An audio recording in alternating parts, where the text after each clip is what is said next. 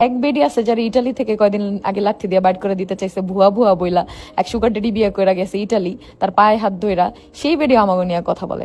মানে ভাই তুই আগে নিজের আইডেন্টিটি ঠিক কর। তোরে ভুয়া ভুয়া ভুয়া বইলা যেমন তোরে বাইট করে দিতে নিছিল ইটালির প্রবাসীরা, তো তো অনলাইনে কাইন্দা কেটে পা ধইরা মাপ চেয়ে তাদেরকে তারপরে থাকছোস। এখন কোনো ভিডিও ভিউজ হয় না, এই জন্য ফর ইউতে আসছে। দেখছে রাজা, তিশা, মৌসুমী, আহাদ আছে, এদের নিয়ে একটু কথা বলি।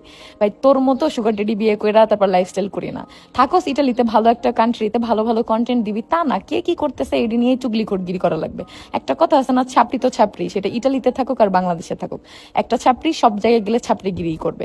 বাংলাদেশে বসে কুটনামি করতো কে কি করতেছে না করতেছে, টিকতে না পারে বিদেশে গেছে, এখানে যায় ফার্স্টে প্রবাসীদের সাথে লাগাইছে যে কে নাকি হচ্ছে কি করে, কি কত কষ্ট করে হচ্ছে ইটালি যায়, কত ই করে যায়, আর ওনারা নাকি একদম ভিআইপি হাই ক্লাস ভাবে গেছে। তোর জামাই কিভাবে গেছিল ফার্স্টে এটা আগে দেখ। তোর জামাই গেছে দেখে ওই সুবিধা তুই পাইছস, তোর জামাইটা, তোর নিজের কোনো যোগ্যতা নাই।